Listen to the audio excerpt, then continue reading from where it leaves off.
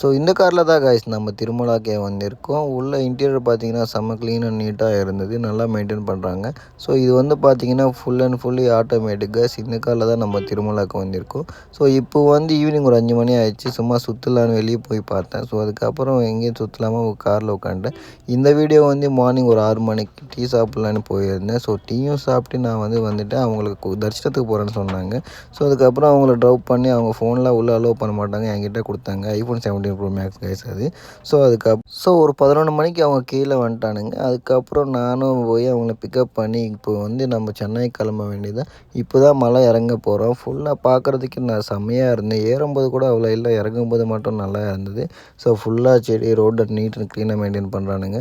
அதுக்கப்புறம் கீழே வந்தோடனே ஒரு கோயில் பார்த்தாங்க. அங்கேயும் போகலாம்ப்பா அப்படின்னு சொன்னாங்க. நானும் போய் அங்கே ட்ராப் பண்ணிட்டேன். அதுக்கப்புறம் சென்னை திரும்பி கிளம்பிட்டோங்க.